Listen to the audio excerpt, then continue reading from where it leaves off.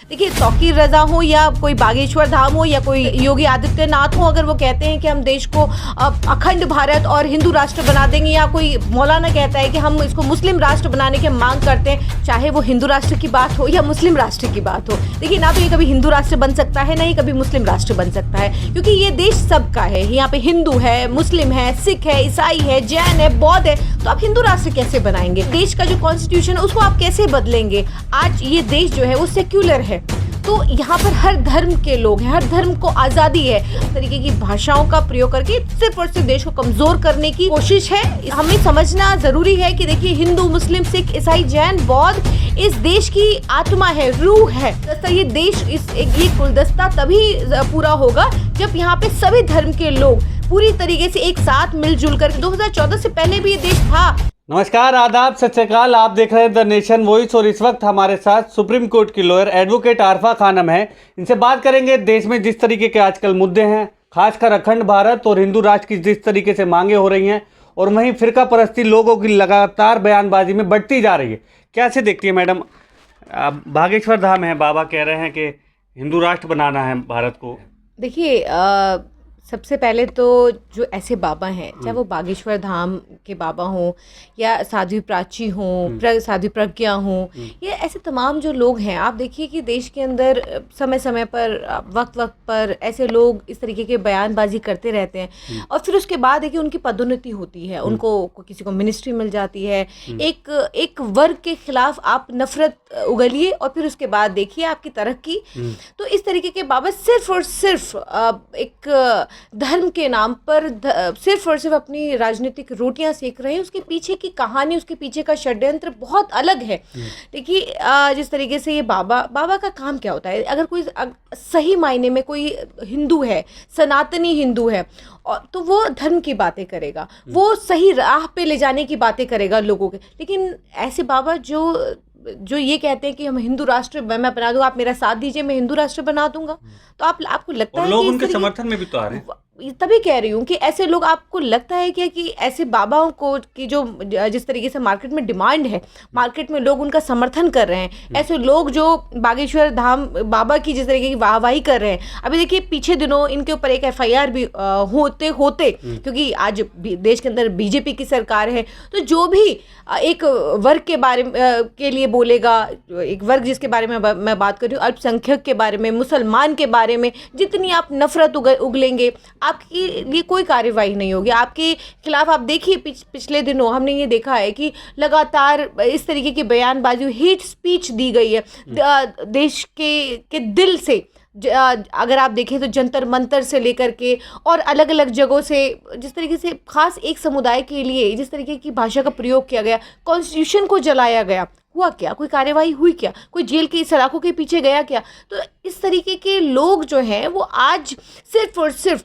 भाजपा को एक तरीके का ये समर्थन है, भाजपा को ये सपोर्टर हैं भाजपा के। चाहे अब अलग अलग तरीके की वाहिनी है, विश्व हिंदू परिषद है, बजरंग दल है, वो आप देखिए कि 2014 के बाद जिस तरीके से देश का एक माहौल बिगड़ा है, आप अगर मैं बात करूं कि 2014 के बाद जब से मोदी जी कुर्सी पर बैठे हैं, सत्ता में आए हैं, प्रधानमंत्री बने हैं, तब से उन लोगों के जो हौसले बुलंद हुए हैं, जो इससे पहले इस तरीके के हम कभी नहीं देखते थे कि बजरंग दल और विश्व हिंदू परिषद के लोगों की इतनी हिम्मत बढ़ती थी कि वो जबरन जय श्री राम या इस तरीके की बातें करके, और लिंचिंग जिस तरीके से हो रही है आज देश के अंदर। लेकिन जिस तरीके से बाबा ने बयान दिया, वहीं जो संगठनों से जुड़े हैं, RSS प्रमुख, वो भी कह रहे हैं भारत में सब हिंदू हैं।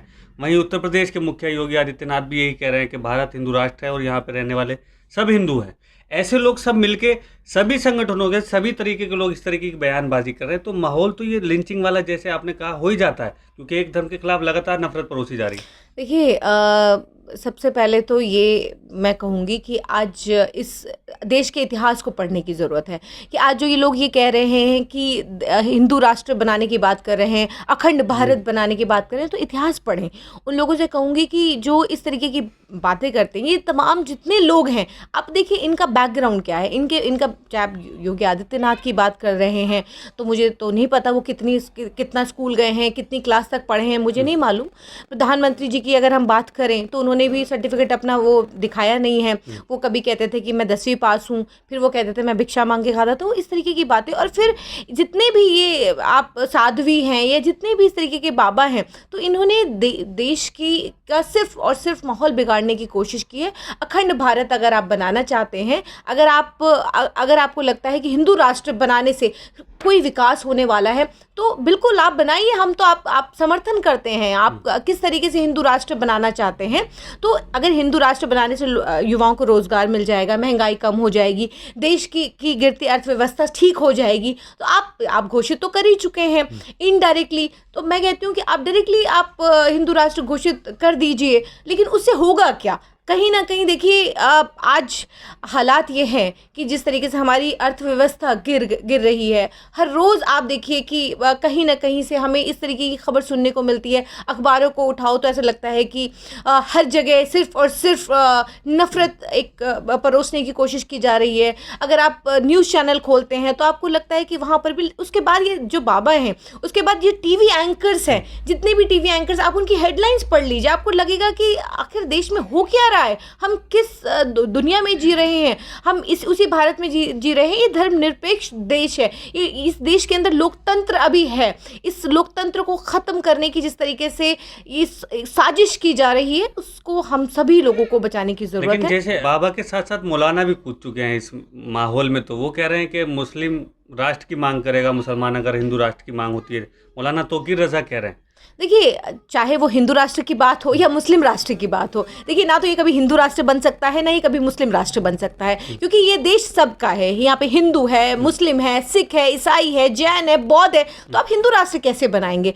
आप सबसे बड़ी बात है कि जो आप संविधान को कैसे बदलेंगे, आप हमारे प्रिम्बल को कैसे बदलेंगे, तो देश का जो कॉन्स्टिट्यूशन है उसको आप कैसे बदलेंगे? आप देखिए, आज ये देश जो है वो सेक्युलर है, तो यहाँ पर हर धर्म के लोग हैं, हर धर्म को आज़ादी है अपने तरीके से अपने इस कस्टम्स को फॉलो करने की, अपने कस्टम को पूरी अपने रीति रिवाजों के साथ जो उनके जो कस्टम्स हैं उसको पूरी तरीके से वो ये आज़ादी कॉन्स्टिट्यूशन देश का संविधान देता है।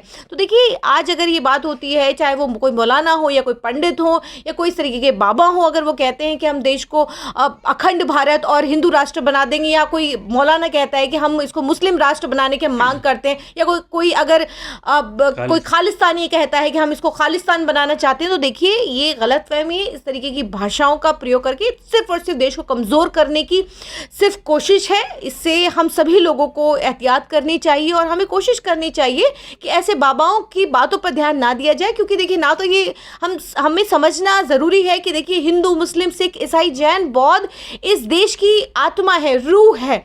तो ये गुलदस्ता, ये देश, ये गुलदस्ता तभी पूरा होगा जब यहाँ पे सभी धर्म के लोग पूरी तरीके से एक साथ मिलजुल करके आपस में जैसे पहले रहते थे। 2014 से पहले भी ये देश था।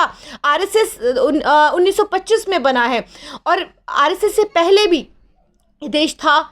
आरएसएस को जिस तरीके से हम लगातार बैन करने की बात करते हैं, आरएसएस कल को नहीं रहेगा तब भी ये देश रहेगा। ये यहाँ पे हिंदू मुस्लिम पहले भी भाई भाई की तरह रहते थे, कल भी इसी तरीके से रहेंगे। अभी भाजपा जिस तरीके से सत्ता का दुरुपयोग कर रही है, तमाम सरकारी एजेंसियों का जिस तरीके से दुरुपयोग किया जा रहा है, लेकिन आने वाले वक्त में कितना 10 से 15 साल आप लिख लीजिए, 10 से 15 सालों के अंदर ये देश वही जिस तरीके से, देखिए पहले हमने अंग्रेज़ों से लड़ा है, आज हम भाजपा से लड़ रहे हैं, आरएसएस से लड़ रहे हैं। लड़ाई लंबी है लेकिन लड़ाई जारी है। साधु और बाबा के बाद मैडम साध्वी भी कूद गई हैं इसी बयानबाजी में। वो तौकीर रज़ा को दंगाई बता रही हैं, साध्वी प्राची जो है।